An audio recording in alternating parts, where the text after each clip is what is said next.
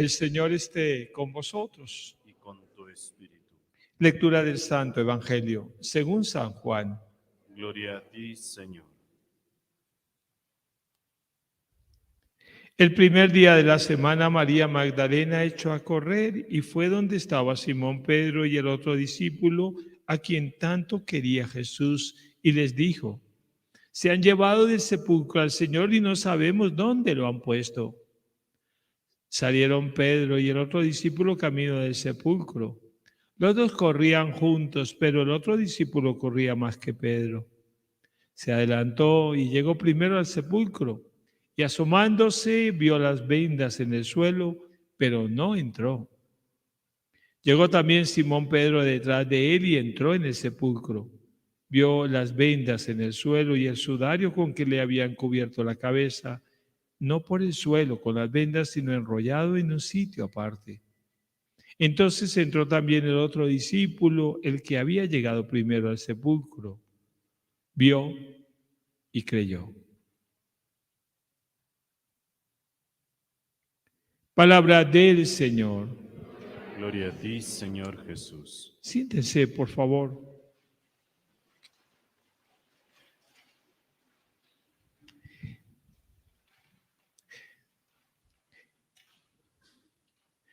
Qué vergüenza para los discípulos de Jesús, los apóstoles, que después de haber acompañado durante 3 años, dice la tradición, a Jesús, viéndole hacer milagros, acciones, signos prodigiosos, al final le abandonaron.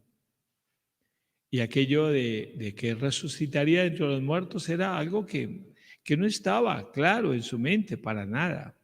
Así hubiera ocurrido la escena de la transfiguración y esa preparación que tantas veces Jesús a lo largo de su vida les había hecho saber a sus discípulos, ¿no? El Hijo del Hombre va a ser crucificado, va a morir de manos de estos. Y es más, las reacciones de aquellos que se tildaban de ser los más heroicos. Pedro: Señor, ¿cómo va a pasarte esto así? Tantos. Pero también, ¿cuánto más dolor para aquellos que se sentían más amados por el Señor? ¿Cuánto más dolor? Dice el Evangelio, no precisamente el de Juan, que cuando iban a coger a Jesús, cuando lo fueron a tomar, los apóstoles huyeron todos después de la lucha que hubo allá, y al fin hubo uno joven que estaba con una túnica, y los soldados se fueron para echarle mano, y él salió corriendo y quedó desnudo, y se fue desnudo, le arrancaron la túnica y se fue. Y él anuncia que era él mismo, era el evangelista San Juan. Todos huyeron, todos lo dejaron. Uno le vendió, el otro le traicionó y todos los demás se fueron. Pero en el momento de la crucifixión, y obviamente lo sabemos, amparado por la figura de la madre de aquel que iba a ser sacrificado, estaba Juan, el evangelista San Juan, protegido por la mamá. Eso hace la Virgen con nosotros. A pesar de que somos cobardes, a pesar de que caemos y de que cometemos horrores, la Virgen siempre está al lado nuestro. Y ella lo amparó, lo cubrió. ¿Quién iba? No, la mamá, la dejaron acercar, y junto a ella estaba Juan y estaban otras mujeres. Y él tuvo que contemplar profundamente la escena más aterradora de ver a Jesús azotado, escupido, su ojo cerrado por la bofetada del soldado, con una corona de espinas, insultado por todos. Aquel que había sido recibido con pompas y con alegría, ahora verlo entrar a cargar con una cruz, seguramente su hombro destrozado ya por el peso de la cruz, ayudado por Simón de Cirene y luego clavado en la cruz. Allá todo eso lo vio él que amaba. Porque muchas escenas sabemos que ocurre esto, aquello que comentaba el mismo evangelista, que cuando tenían que preguntar algo delicado a Jesús, le hacían señas a Juan para que Juan le preguntara. Y Juan decía era que recostaba su cabeza sobre el pecho de Jesús. Era como el consentido, llamémoslo así. Ya lo dije al comienzo de la celebración, era el más joven de todos. Los estudiosos estiman que él debía tener más o menos 14 años, 15 años cuando fue llamado por Jesús para ser uno de sus apóstoles. Por lo tanto, era joven, y por eso era muy, digamos, muy querido, muy cercano a Jesús. En el joven brota siempre toda esa espontaneidad de los sentimientos y de las pasiones por hacer las cosas y tanto. Y ese era Juan. En la última cena, vaya, pregúntele quién es el que lo va a traicionar. Y le hacían señas a Juan para que lo dijera. Y lo mismo allá, cuando está en la cruz, el discípulo que tanto amaba, nunca dice Juan, nunca lo dice. No hay un solo evangelio que diga junto a la cruz estaba Juan y María. No, no, no, no. Dice, estaba María, otras mujeres y el discípulo que Jesús tanto amaba.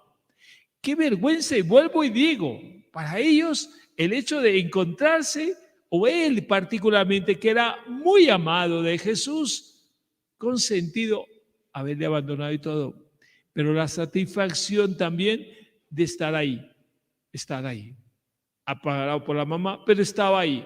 Y recibir el encargo más grande que puede recibir él como discípulo de Jesús, como apóstol, cuida de mi madre. Y a ella le dice, cuida de tu hijo, él será ahora tu hijo también. Y dice, renglón seguido en el Evangelio, y él a partir de ese momento la recibió en su casa.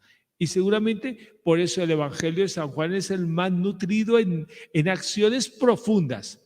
No son los detalles. Hay muchos de los evangelios que llamamos sinópticos, Mateo, Marcos y Lucas, que son detalles de la vida de Jesús, los momentos que no están contenidos en el Evangelio de San Juan. El Evangelio de San Juan es como la flor de todos los evangelios. Por eso uno cuando quiere leer la Biblia y querer conocer a Jesús, debes empezar por el Evangelio de San Lucas, que leeremos durante este nuevo año, el Evangelio, luego leer el de Marcos, que fue el primero de los evangelios, luego el de Mateo, que también es más sustancioso y tomó datos de Marcos, y finalmente cuando ha leído esos 3 evangelios que llamamos sinópticos, ahí sí nos lanzamos a leer el Evangelio de San Juan.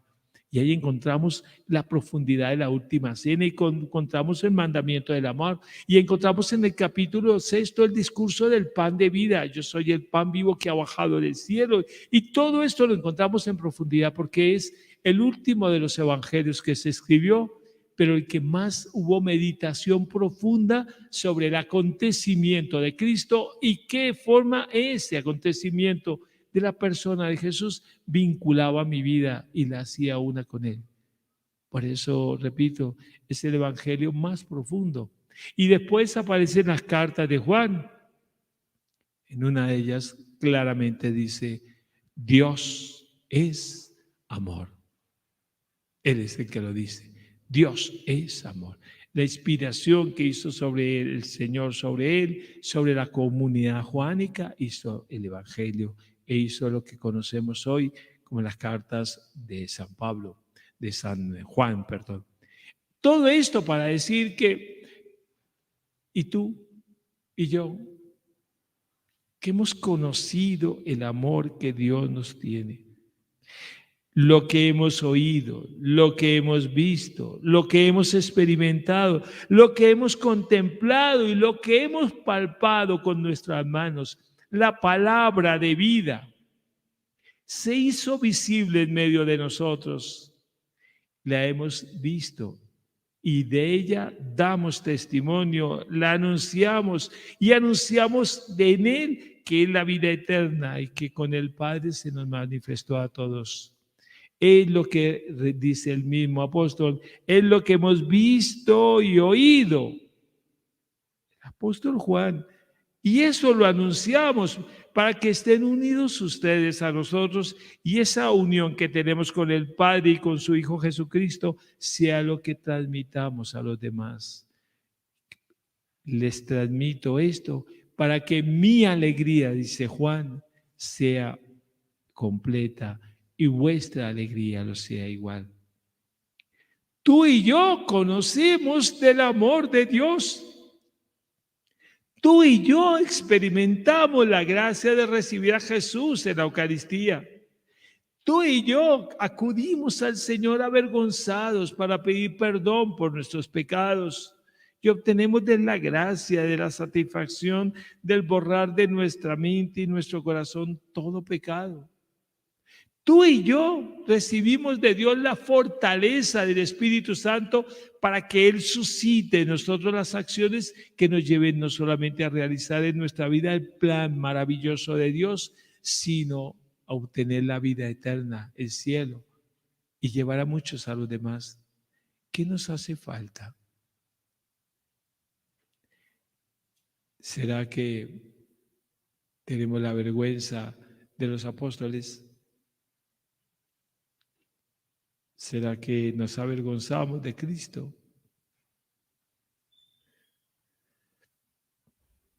Qué lindo que pudiéramos decir, como termina el Evangelio hoy. Cuando entra Juan, después de que ha entrado Pedro, respetando la dignidad que él es el elegido por el Señor, tú eres pie de Pedro y sobre esta piedra edificaré mi iglesia. Después de que entra Pedro y ve y se percata de que sí, el hecho de la resurrección es real, ahí está, entra Juan, entró el discípulo amado, vio y creyó.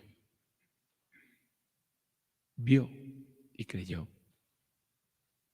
Que hoy el Señor nos suscite en cada uno de nosotros el anhelo de responder como Él.